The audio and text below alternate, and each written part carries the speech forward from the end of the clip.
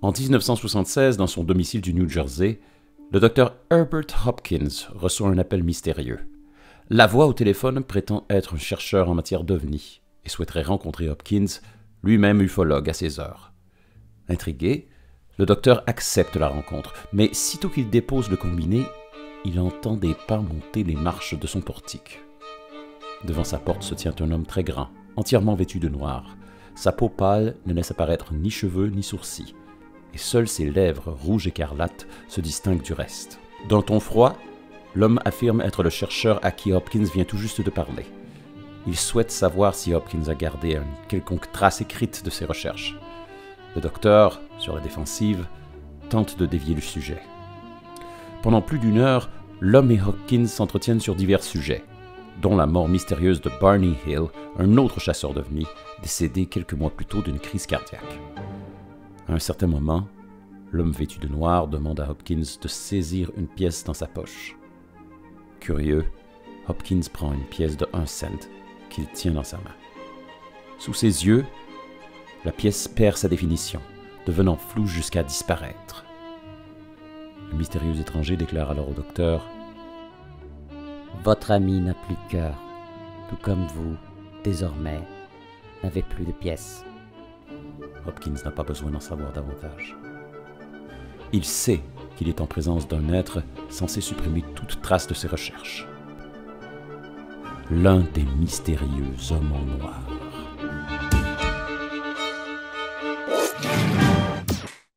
Bonjour tout le monde, bienvenue à cet épisode du mois de mai. Comment ça va, Sabrina? Ça va super bien. Et toi, Simon? Moi je suis grippé, alors ça se peut que vous m'entendiez tousser pendant la vidéo ou pendant le podcast. Je vais m'arranger pour éliminer le gros, mais c'est possible que j'en manque. C'est correct. Ouais, c'est triste d'être malade au mois de mai. C'est pas Ouais, c'est ça. très- Ben, moi, j'étais allergique au pollen. Fait que c'est ma routine, je te dirais, de printemps. Tout dégèle, puis là, j'ai le rhume, des foins, puis c'est gossant. Ah Ça non, dépend des non. journées. Des journées que ça va bien, mais il y a des moments de rhume mystère du jour, là. Ça arrive. Ah, les rhumes mystères qui arrivent mystérieusement sans prévenir, comme notre monstre dont on parle aujourd'hui. Oui! De quoi parlons-nous aujourd'hui? On va parler des hommes en noir. It's the MIBs. Here come the MIBs.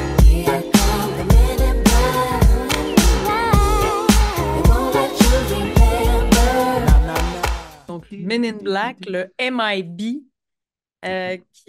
moi, ça a bercé ma jeunesse, les fameux films avec Will Smith, donc Men in Black. Et c'est très drôle parce que moi, quand j'étais jeune, je tripais sur ces films-là. Et j'avais jamais en tête, tu sais, c'était de la fiction pure et dure pour moi. J'avais pas la moindre idée que ça venait de quelque part De d'autre réel que ou d'histoire. de l'histoire, ouais. L'histoire, donc j'avais dit le côté conspirationniste, le côté je travaille pour le gouvernement, pour les menaces extraterrestres et tout ça, pour moi, c'était de la pure fiction et il n'y avait aucune chance que ce soit proche d'être vrai. Mais j'ai toujours tripé sur ces séries de films-là. Donc ça m'a. Après, quand j'ai su que c'était un truc et qu'il y avait il y avait des choses, des provenances qui ont mené à ces films-là, ben, j'ai été bien contente parce que c'est super intéressant. Et toi, Simon? Euh, Moi, je dois dire que j'aime particulièrement la figure de l'homme en noir parce que pour moi, c'est l'avatar de la conspiration. C'est vrai, C'est hein? comme si j'avais à donner une image de conspiration à quelqu'un. Je pense que le duo de personnes qui ont, qui ont en complet noir, qui pourraient ne pas être humains, mais peut-être oui, je pense que ça représente entièrement tout ce qu'il y a de plus euh, et tout ce qu'il y a de plus alarmiste dans la conspiration, le gouvernement nous espionne, ils savent qu'est-ce qu'on fait et ils sont peut-être même pas des êtres humains.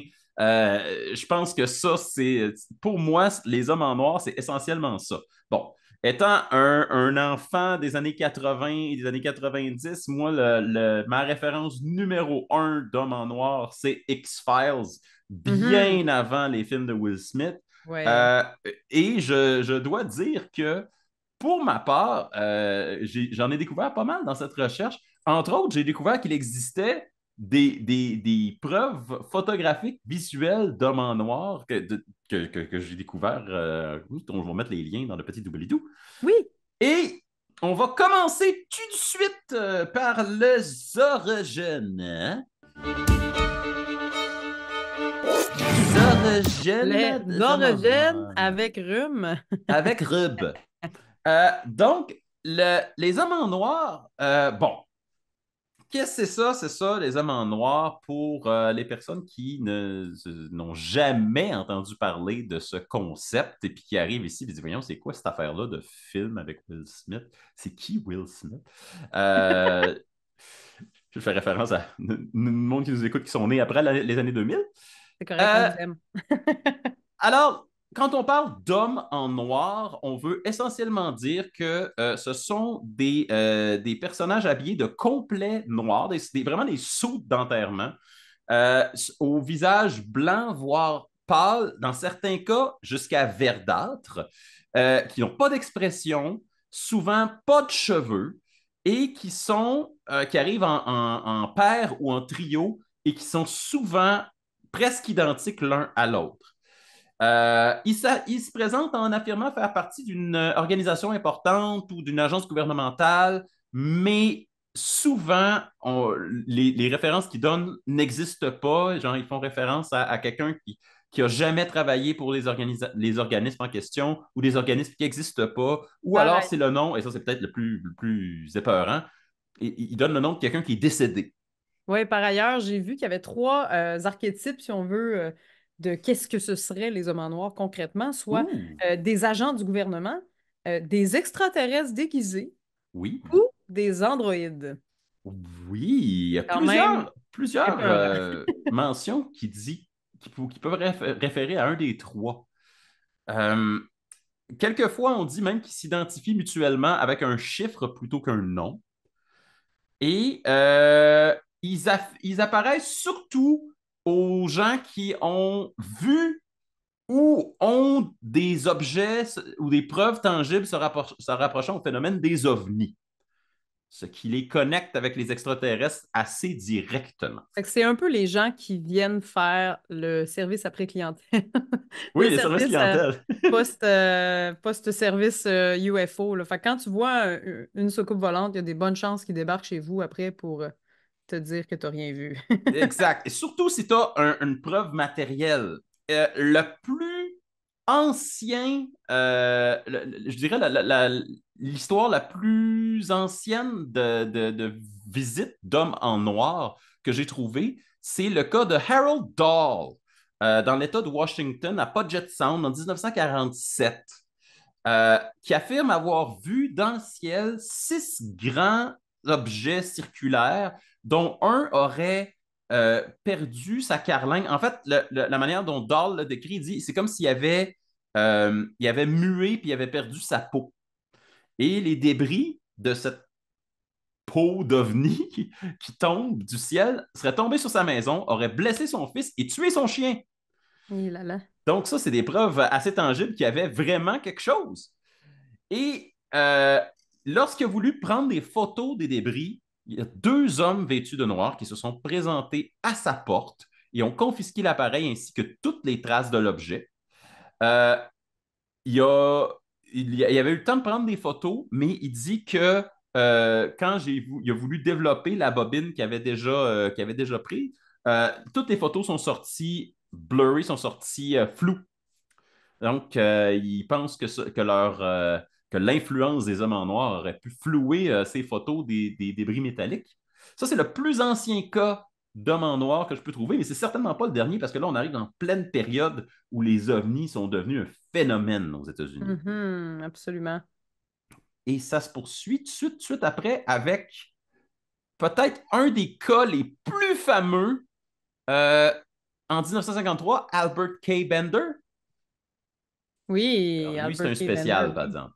Oui, ben c'est souvent les gens qui voient des ovnis, c'est ça, sont particuliers. On Mais va dire lui, ça c'est pas comme ça. juste voir des ovnis, on Donc, s'entend. Oui, donc il aurait été, il a affirmé avoir été menacé par 3 mystérieux hommes vêtus de noir après avoir découvert des secrets sur les ovnis. Puis Oh, attends, apparemment attends, attends, qu'il y attends, a... attends. Je peux en affirmer plus car j'ai quelques C'est petites vrai? notes sur Albert K. Bender Vas-y. qui, en personne, était responsable du IFSB, le Bureau international des secours volants. Hein? C'est vrai? Et la raison pourquoi il aurait reçu la visite de ce trio d'hommes en noir-là, qu'il a appelé les silencieux, de un, parce qu'il voulait le réduire au silence, et de deux, parce que selon ses dires, il n'aurait jamais ouvert la bouche pour lui parler. C'est vrai. C'est parce qu'il aurait, quelques semaines auparavant, envoyé un message télépathique à peu importe qui était dans l'espace terrestre pour lui dire que les êtres humains voulaient les rencontrer et étaient des amis. Alors, parce que Monsieur Bender était lui-même un pratiquant consommé de la télépathie interespèce et que son message télépathique aurait, selon ses dires toujours, été intercepté et n'aurait pas été reçu de façon amicale. Et c'est pour ça, selon lui, qu'il aurait reçu la visite de ce trio de noirs. Wow! Je m'attendais Oui. pas à autant de détails sur ce fait-là, c'est incroyable. Ah non, il a été particulièrement. Il est nommé particulièrement souvent parce que c'est le cas le plus, je dirais, le plus spectaculaire. Quoi qu'il y en a d'autres, comme. Il y en a d'autres, mais oui, mais un fait intéressant aussi, parce que tu as mentionné qu'il ne parlait pas. Il y a eu Oui. beaucoup de témoignages où ce qui disait que soit il parlait pas ou il parlait un anglais très, très bref, c'était le peu de mots possible, Hmm. puis parfois même des langages inventés. Et apparemment que les hommes en noir rouleraient dans des voitures anciennes de type Cadillac ou Hmm. Lincoln. Fait que, fun fact de véhicules choisis ici. Ah oui, parce qu'ils ont une marque de véhicule de prédilection.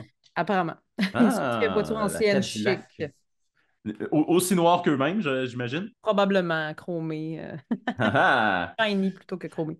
Ouais. Euh, il y a un cas qui m'a pas surpris parce qu'on en avait déjà parlé, c'est le cas de Robert Richardson, Mhm. dont on a parlé, je pense, dans notre épisode sur les ovnis. Oui, hey, ça date, mais effectivement. Euh, Qu'est-ce qui se passe là dans ce cas-là, Sabrina? Oui. Alors, Robert Richardson, là, on parle des années, là, Albert Keybender, c'était en 1953. Oui. Là, on se transporte dans les années 60, donc dans les années 1967, pour être plus précise. Mhm. Puis après une collision avec un ovni, apparemment, à Toledo, en Ohio, Robert Richardson aurait récupéré un fragment métallique assez particulier. Puis une semaine après ça, il y a 2 hommes en noir qui sont venus chez lui. Ils l'ont menacé de... dans le fond, si tu parles de l'incident, genre, tu veux pas savoir ce qui va t'arriver. Puis ils ont demandé de rendre le métal s'ils voulaient que sa femme reste en sécurité. Donc, il leur a remis. Mais ça reste une histoire assez abracadabrante. Ouais. Donc, puis c'est une histoire où les hommes en noir, bon, de un, connaissaient l'existence de sa femme et de deux, l'ont menacé directement. Tu sais, il y a Oui, quelque c'est ça, chose. exact. Quand ils viennent te menacer, c'est comme s'ils t'observaient depuis des semaines puis savaient tout de toi, là. C'est quand même peurant. Hmm. Mm, mm. Ben, c'est ça, c'est ce qui sous-tend que c'est probablement des agents gouvernementaux, ou du moins du monde qui ont accès facilement à des informations sur nous. Ah, puis Euh, en plus, de nos jours, je trouve que c'est encore plus inquiétant parce que c'est facile, on dirait qu'on... C'est facile de tomber dans le côté conspirationniste, de se dire que tout le monde sait tout de nous avec les téléphones cellulaires qui nous écoutent et tout ça. Là, on peut déraper assez vite, là. ben oui, en fait aujourd'hui, même ce pouvoir des hommes en noir de savoir tout sur nous, c'est rendu banal. Tout le monde peut Hmm, savoir tout de nous maintenant. absolument. C'est bien plus épeurant, c'est plus suffisamment épeurant. Absolument. Mais quelquefois aussi, bon, les hommes en noir, comme dans le cas de Bender, semblent avoir des pouvoirs surnaturels, mais Hmm, quelquefois, ça a vraiment l'air vraiment de bons vieux espions. Comme dans le mhm. cas de Jack et Mary Robinson en 1968 au New Jersey, qui est un couple d'ufologues. Ben oui, les ufologues, les gens qui étudient les UFO, étudient les ovnis. Les Euh, objets volants non identifiés. ben voilà. Et je pense qu'on ne peut plus utiliser le terme objet volant non identifié. Ah, Maintenant, il faut dire, comment ça s'appelle? Il faut utiliser le phénomène oui, aérien. Et c'est quoi? Phénomène aérien inexpliqué, genre, il y a un autre inexpliqué, terme un plus chic. FAI. Ouais.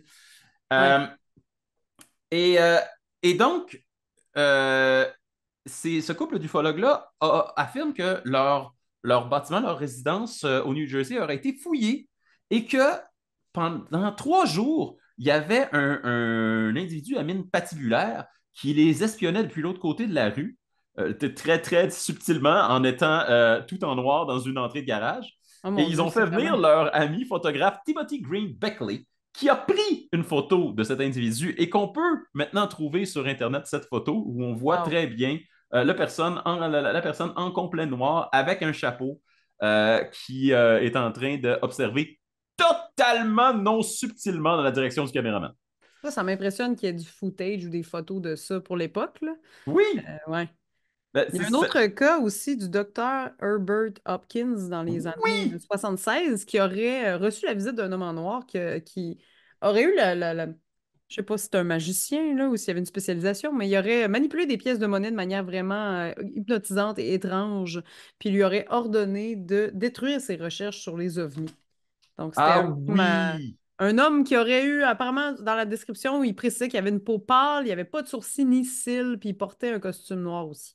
Oui, et j'ai quelques détails additionnels sur celle-là parce que le Dr. Hopkins, moi j'ai trouvé euh, deux, trois versions de cette histoire et il y en a une version qui m'a fait complètement comme oh wow, ça c'est vraiment freakant. Euh, Supposément que bon, le Dr. Hopkins, vous avez deviné que lui-même était un chercheur intéressé par les ovnis, c'est toujours ça. Si vous êtes intéressé par les ovnis, vous augmentez vos chances d'être visité par les hommes en noir. Et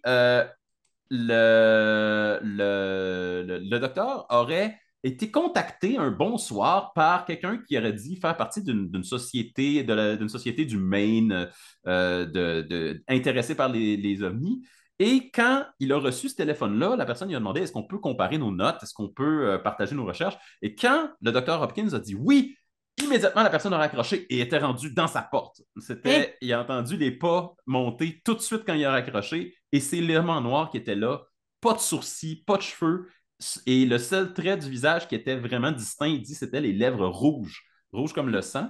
Wow! Et un peu plus tard dans cette histoire-là, il raconte que l'homme s'est essuyé les lèvres par inadvertance, révélant que c'était du rouge à lèvres qu'il avait appliqué pour donner une impression de lèvres, mais qu'en fait, il n'y avait pas de lèvres. C'était Oh juste mon comme Dieu! une fente au niveau de la Ça bouche. nourrit l'espèce de côté potentiellement extraterrestre ou potentiellement androïde. Mais oui, Wow! et ça n'arrête pas là parce que l'être, l'homme en noir, s'exprimait de façon cryptique et menaçante tout en ne faisant aucune, en n'ayant aucune intimidation dans ses paroles.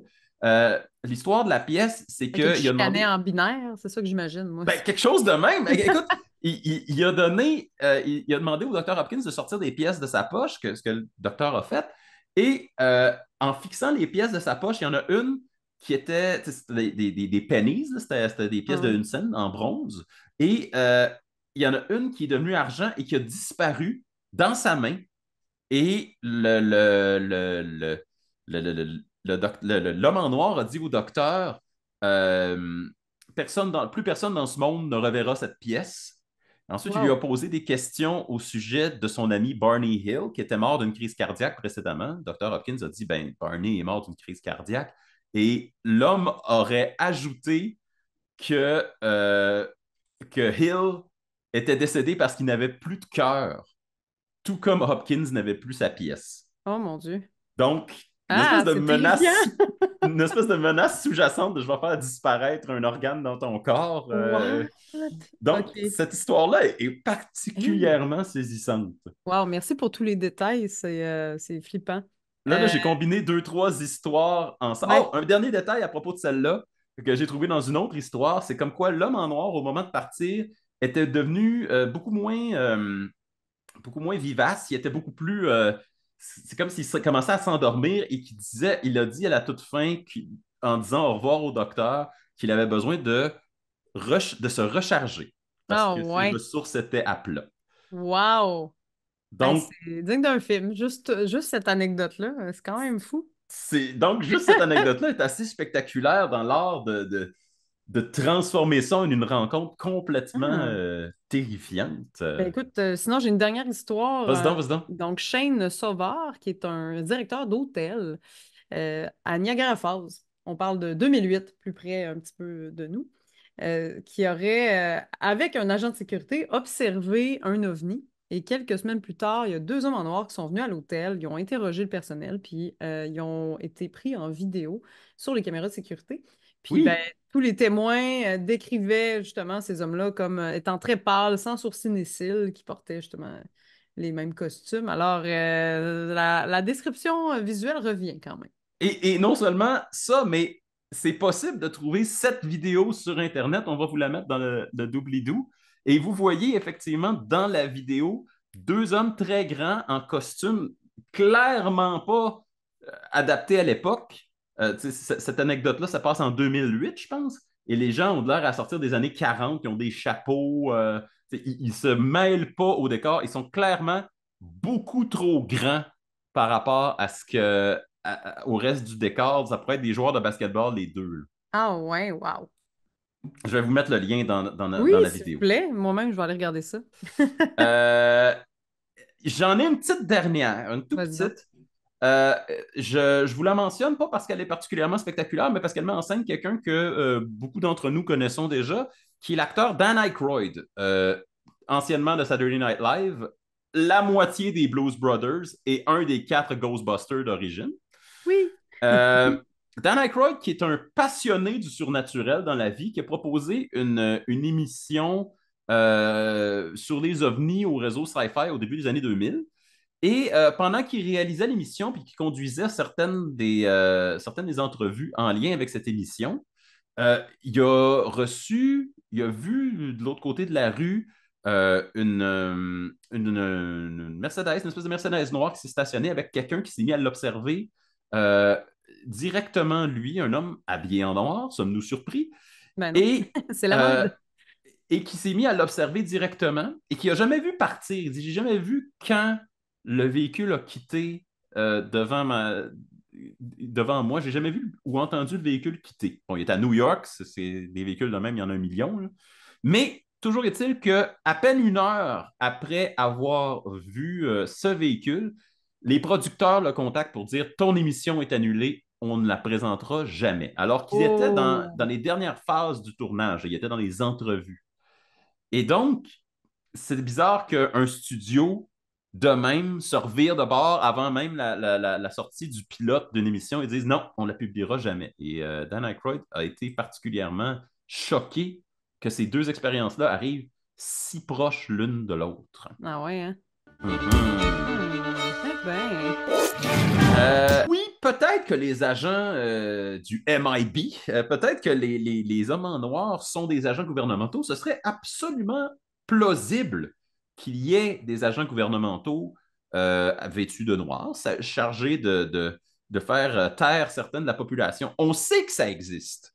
En fait, la CIA a un long historique d'avoir menacé ou soudoyé des gens pour les réduire au silence. Et donc, moi, je me suis intéressé, mais ça a l'air de quoi quand la CIA vous réduit au silence? Hey, j'avoue, hein? Moi, j'avais vu un reportage d'un monsieur vétéran qui a été dans la CIA, puis il y a des choses qu'il disait qu'il ferait jamais, dont faire un test comme Ancestry, là, où tu envoies ta salive pour envoyer ton ADN, Oui. pour avoir tes provenances.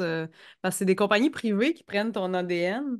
Puis il disait que d'avoir un sample de ton ADN, ça pourrait être incriminant pour des affaires si ça tombait entre de mauvaises mains. Puis j'étais, mon Dieu, on tombe vite dans la conspiration ici, mais quand Ah, même. c'est C'est facile de partir en incroyable. peur, là. C'est absolument incroyable. Et c'est d'ailleurs ça qui m'intéresse, parce que les hommes en Ah noir, ouais. ils surfent la ligne entre quelque chose qu'on sait qui est vrai et quelque chose qui est complètement dans l'univers de la conspiration. Ils sont vraiment dans le cadre de porte de cette affaire-là. Et donc, j'ai dit, mais OK,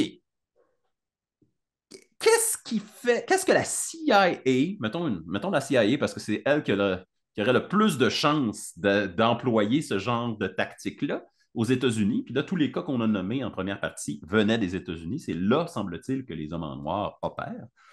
Euh, qu'est-ce que qu'est-ce qu'elle ferait pour vrai si elle voulait vous réduire au silence? Si elle voulait vous contraindre à ne rien dire? Parce que une grosse, terrible erreur que les hommes en noir font si leur but, c'est de vous réduire au silence, c'est que c'est que tous les exemples qu'on vous a donnés sont des exemples qui sont parvenus jusqu'à nous. Ça veut dire qu'ils n'ont rien réussi pantoute.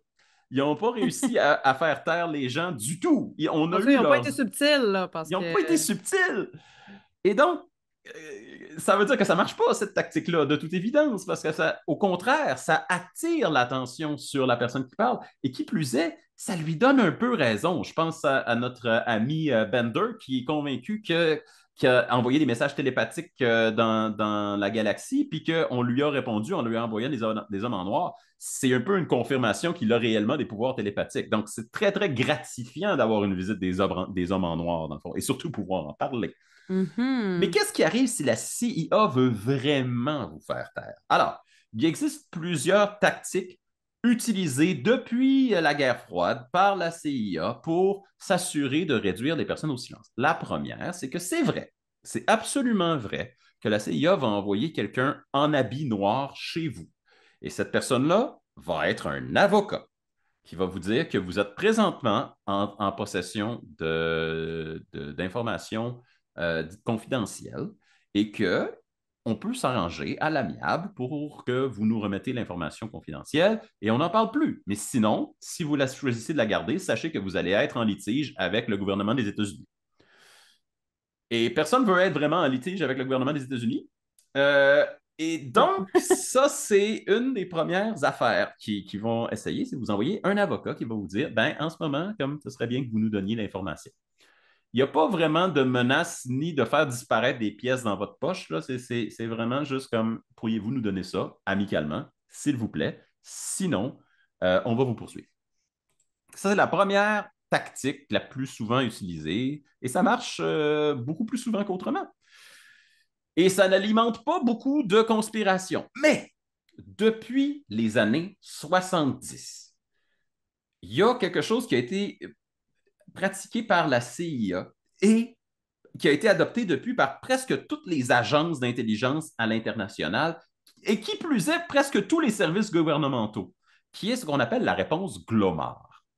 Qu'est-ce que c'est la réponse Glomar? Alors, ça a été développé en 1974 pour cacher l'existence et la vraie mission du sous-marin Glomar, conçu par Howard Hughes, qui est un milliardaire américain qui a conçu, entre autres, des avions, qui a été représenté par Leonardo DiCaprio dans le film L'Aviateur.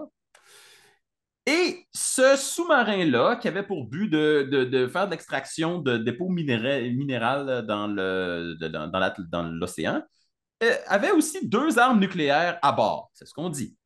Et lorsque il y a eu un terrible accident et que le sous-marin a coulé, emportant avec lui ces 2 armes nucléaires, bien sûr, on était en pleine guerre froide, on voulait savoir, y avait-il vraiment 2 armes nucléaires à bord de ce sous-marin? Et c'est là que la CIA a adopté pour la première fois cette réponse. Nous ne pouvons pas confirmer ou infirmer cette information.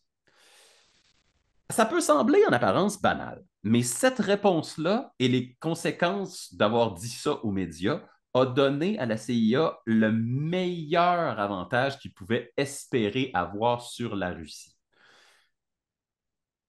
Quand je vous disais que les hommes en noir sont à la limite de la théorie du complot, c'est vraiment de ça dont je veux parler. Mhm. La CIA a découvert que la théorie du complot, c'était à leur avantage. C'est beaucoup, beaucoup plus intéressant pour eux que les gens fassent un paquet de théories, comme inondent la place de différentes théories et que ce soit vraiment très difficile de savoir qu'est-ce que c'est la vérité, plutôt que de tenter de nier ce qui s'est passé et Parce que ça que noie probablement la vérité parce qu'il y a trop de possibilités. il y a trop de possibilités. Fait un espion russe ou quelqu'un qui voudrait avoir l'information précise va devoir travailler 2 fois plus que si vous aviez juste dit non et que là, vous faites je suis pas mal sûr qu'il y a quelque chose. Mhm. Euh, cette réponse-là est maintenant utilisée partout. Est utilisée dans toutes les agences pour dire on ne peut pas confirmer ou infirmer. Vous tirez vos propres conclusions, faites vos propres recherches. Ah ouais, classique. Ça fonctionne 2 fois mieux que d'essayer de nier la vérité pour n'importe quelle agence qui veut réduire à quelqu'un au silence. Par ailleurs, je l'ai suggéré dans notre épisode sur les conspirationnistes, mais le livre Faites vos propres recherches, c'est un livre québécois. D'ailleurs, il est excellent, je vous le recommande. Mm-hmm. Hmm. Donc, c'est ça. Et ça, c'est un peu le double jeu que les hommes en noir semblent jouer parce qu'il y a quand même une bonne littérature, on va en parler dans la section culture, qui sous-tend que les hommes en noir eux-mêmes sont un canular dans le but de brouiller les cartes. Il y a une dernière tactique de la CIA dont je veux parler ici, entre autres parce que c'est pas vrai que les agences gouvernementales ne font pas dans la menace. En fait, c'est absolument, absolument vrai que les agences gouvernementales vont vous menacer s'ils considèrent que euh, vous êtes un danger, vous avez des informations dangereuses et aussi vous ne pouvez pas être acheté ou intimidé d'une autre manière. Euh, Ce phénomène-là s'appelle la rendition extraordinaire. C'est Hmm. lorsqu'on vous fait disparaître, lorsque vous, soudainement, il y a une voiture qui vous pogne et vous disparaissez. Euh, Ça, c'est une pratique qui a été développée dans les années 70, mais qui a explosé après les attentats du 11 septembre et l'avènement du Patriot Act, et qui, j'ose même pas imaginer de quoi ça a l'air en ce moment aux États-Unis. Mais le principe, c'est que on peut. Techniquement, la CIA n'a pas le droit de vous torturer, mais elle a le droit de vous envoyer dans un pays où la torture est légale ou du moins surveillée. Et ça fait en sorte que, et leur principal argument là-dedans, c'est qu'ils pourraient vous faire disparaître, ce ne serait pas très difficile. Mais ils peuvent surtout vous menacer que vous ou une personne proche de vous pourrait disparaître d'une manière comme ça. Ça, c'est C'est vraiment quelque chose. terrifiant, ça. Je pense que c'est une des affaires qui me fait le plus peur. Alors, il y a des mesures qui ont été mises en place contre ça par plusieurs agences de l'OTAN. Euh, mais ce qu'on a découvert, une étude en 2011 qui a découvert que ce que ça avait fait tout simplement, c'est que ça avait changé euh, vers quel pays on allait vous envoyer. Vers des pays qui ne surveillent pas ça. Et là là. Et donc, ça, c'est vraiment une tactique que la CIA peut véritablement utiliser. C'est rare. Généralement, c'est contre des ressortissants étrangers.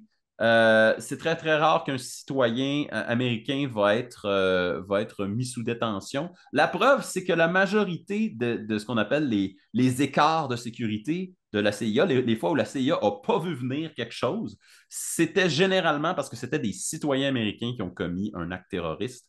Et à ce moment-là, ils n'avaient juste jamais regardé dans cette direction-là. Alors, ça, c'est ma dernière mention sur cette histoire-là, c'est que la CIA, contrairement aux hommes en noir, n'est pas infaillible. Mais en fait, les hommes en noir sont très, très faillibles. Ils n'ont jamais arrêté rien Ils sont pendant tout. pas subtils en plus. Euh, et donc, qu'il n'y a aucune agence d'intelligence dans le monde qui a ce genre de tactique-là, et de deux, ce genre de préscience-là. Donc voilà, si les hommes en noir sont réels, eh bien, ils doivent agir avec quelque chose qui est bien au-delà de l'information des agences de renseignement internationales. Mais ça n'empêche pas que les hommes en noir occupent quand même une grande place dans la occulture. La culture. J'aurais aimé ça peut-être débuter avec quelques œuvres littéraires. Oui, oui, oui. Oh. Euh, alors, je vais essayer d'y aller dans l'ordre des années. Là, ça se pourrait que je me trompe, mais c'est pas grave. La plus vieille œuvre littéraire qui fait mention des hommes en noir que j'ai trouvée, qui est un des premiers livres à les introduire, est They Knew Too Much About Flying Saucer de Great Barker, 1956. Oui, c'est probablement l'œuvre séminale des hommes en noir. C'est Et là qu'on y ça en est. raconte l'histoire d'Albert Key Bender, dont on a parlé plus tôt, notamment. Mhm. Et ça a été extrêmement influent dans la construction du mythe des Hommes en Noir. Donc, ça a été une inspiration pour pas mal toutes les œuvres par la suite qui en ont fait mention. Et j'ai une petite mention sur ce livre spécifiquement. Euh, L'auteur John C. Sherwood, qui était un ami de Gray Barker, l'auteur des New to Bunch of Flying Saucers, a dit que lui et Barker avaient travaillé ensemble pour élaborer ce livre-là et que c'était un canular qui leur avait été demandé. Ah, wow! Donc, on avait demandé. Ça, c'est un des. Donc, ce livre-là est à la fois à l'origine de la légende des hommes en noir et aussi de l'idée que les hommes en noir sont un canular. Donc, ce livre-là a une double J'adore! responsabilité. J'adore ça. Multitâche, on aime ça. Multitâche. Ensuite, il y avait The UFO Experience du docteur G. Alan Hynek des années 1972. Ce serait apparemment une étude sérieuse sur les ovnis, Mhm. parce que, ben, en fait, ce docteur est un astrophysicien. Ça ne veut pas dire nécessairement que c'est sérieux ou pas le travail, mais c'est apparemment que ça aurait une certaine crédibilité. Puis il y a des mentions de témoignages liés aux hommes en noir, là, sans les nommer explicitement. Peut-être qu'il avait peur de faire détruire ses recherches, je ne sais pas. Mhm. Ensuite, il y a bien sûr The Mothman Prophecies de John A. Keel, 1975. Donc, c'est un mélange de faits de fiction autour de la créature du Mothman, mais il y a beaucoup d'apparitions et de théories où on inclut les hommes en noir, justement, qui harcèleraient les témoins. Voilà.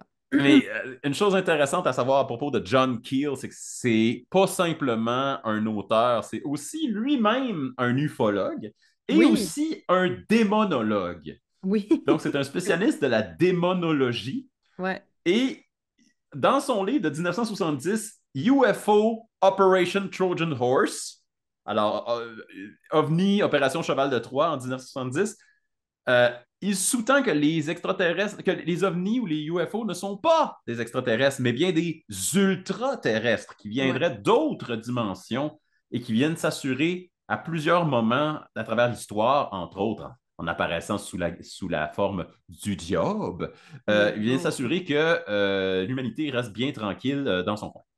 Wow. Puis Ouais. d'ailleurs, The Mothman Prophecies a été adapté en film en 2002. Donc, au Oui, et il y Netflix. a les hommes en noir dans The Mothman Prophecies avec Absolument. Richard Gere. Richard Gere. Euh, Puis, bien sûr, Men in Black de Lowell Cunningham des années 90, donc, qui, à la base, était une série de bandes dessinées. Ah, je Euh, ne savais pas si c'était les bandes dessinées d'abord ou oui, si c'était le film d'abord. oui, oui, oui, ben, c'est à peu près presque en même temps, mais la bande dessinée est vraiment plus trash que la série de films, évidemment. Ça a été publié par Aircel Comics, puis c'est vraiment là, plus violent, c'est sans scrupules, là, vraiment. Là, on est ailleurs, là, du côté peut-être plus cartoony des films qu'on connaît. On appelle ça le phénomène Ninja Turtle. Yes. Ensuite, ben, pour les séries télé, bien sûr, de X-Files, on ne peut pas passer à côté. Ils ont toutes couvert ces Moses-là. Moi, d'ailleurs, j'ai connu de X-Files après Men in Black parce que moi, je suis une milléniale, années 80, je suis née en 89, fait que j'ai découvert le vintage par la suite et j'ai vraiment backtracké beaucoup d'œuvres de cinéma et de téléséries, dont de X-Files, qui est un incontournable. Oui. Fringe, donc, c'est 2008 à 2013, donc c'est des espèces de personnages appelés les observateurs, un peu, là. Donc, c'est des personnages chauves en costume noir qui évoquent clairement les hommes en noir, qui voyagent, qui font des voyages temporels parfois, qui sont mystérieux, puis sont là pour surveiller l'humanité. Et bien Mhm. sûr, on ne peut pas passer à côté de Doctor Who. Il y a beaucoup d'épisodes qui utilisent la figure des hommes en noir aussi pour cacher la vérité sur les aliens. Et il y a, avant qu'on passe au film, Ben, on est pas mal euh, dedans, là. on est dedans. Ben, Men in Black, bien sûr, 1997. Fait que 7 ans plus tard que la bande dessinée. Réalisée par Barry Sunfield avec Will Smith et Tommy Lee Jones. Mhm. Et l'adaptation de la bande dessinée des années 90. Oui. Puis voilà, il y a le film le Men in Black 2, Men in Black 3. Men in Euh, Black International, s'il y en a qui se sont rendus International, c'est jusque-là. vrai. T'as raison. Et voilà. Puis il y a Dark Skies aussi en 2013. C'est un film d'horreur où il y a une famille qui est harcelée par une force vraiment étrange qui aurait un lien avec des extraterrestres. Donc il y a des figures d'hommes en noir qui apparaissent dans les visions d'un des personnages, donc qui rappellent vraiment beaucoup les hommes en noir.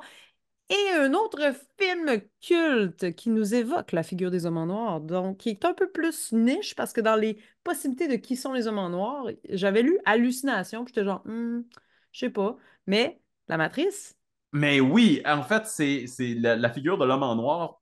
Je pense que la plus La Matrice, directement, la plus puissante représentée, c'est les agents dans les la agents. matrice. Donc, bien sûr, qui évoquent d'autres réalités, qui sont là pour essayer de contenir aussi le personnage principal et Oui, empêcher de donc, découvrir qu'est-ce qui se passe vraiment avec le oui, monde. puis dans les traits caractéristiques des hommes en noir aussi, souvent ils disent qu'ils se ressemblent tous. Donc de Mhm. voir ce personnage-là, ces personnages-là, cet acteur-là multiplié, ça marque l'imaginaire, on va se le dire.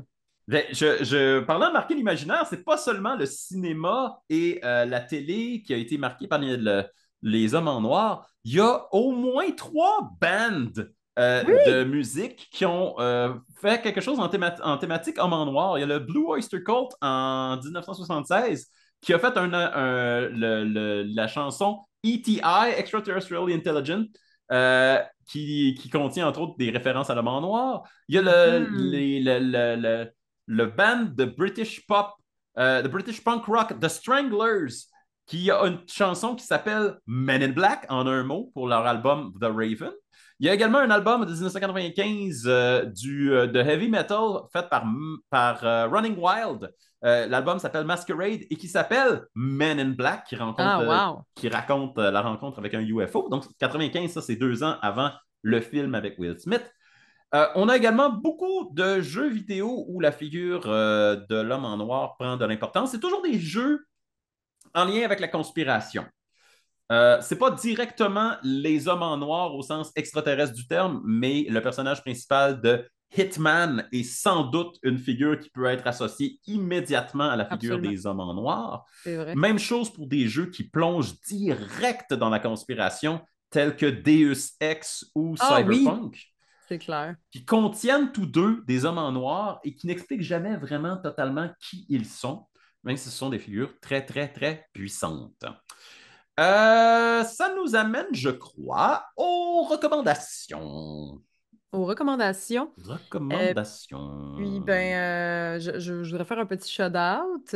Donc, le shout-out de l'épisode, j'en fais pas tout le temps, mais de temps en temps, on essaie d'y penser. Mhm. Euh, J'espère qu'il nous écoute. En fait, Steven Baillargeon Doucet, on te fait un petit shout-out qui nous écoute et qui adore notre podcast. Donc, merci beaucoup de nous écouter, c'est super. Et moi, ma recommandation, ça va être carrément d'aller, dégotez-vous les bandes dessinées. Ah, les BD Marvel dessinées Comics. de Men in Black. Ah Parce que ouais. je trouve ça le fun de voir la provenance aussi de cet univers-là qui a mené au film. Parce que oui, les films sont un peu plus adaptés pour être kid-friendly. Donc d'aller voir les origines, des fois, les bandes dessinées sont beaucoup plus trash qu'on l'imagine, hein. Des fois, les gens qui lisent peut-être pas beaucoup de BD, vous vous dites, ah, c'est sûr que une bande dessinée, ça va être plus enfantin, c'est un livre avec des images. Mais non, c'est souvent beaucoup plus trash et libre de parler de sujets tabous. Alors, je vous recommande de peut-être y aller avec ça. Sinon, moi, je me suis mis sur ma wishlist d'aller lire donc They Knew Too Much About Flying Saucer parce que c'est l'origine, la première apparition littéraire, donc je veux lire ça absolument, puis je suis sûre que c'est bon. Fait que, c'est en plus, tu m'as donné l'eau à la bouche en me disant que c'était un peu le but, là, que ce soit un peu canular, puis ça Ouais. brasse des conspirations. Moi, je trouve ça bien divertissant. Alors, j'irai avec ça, moi. OK.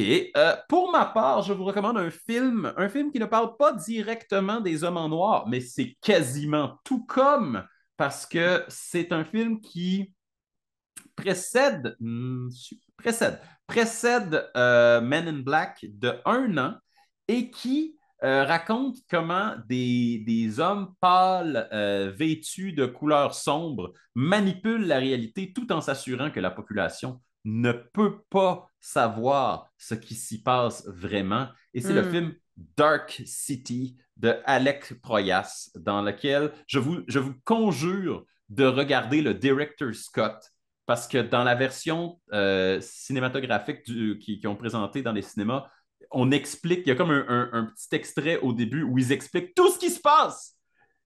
Et ensuite, tout le reste du film, vous savez exactement qu'est-ce qui se passe.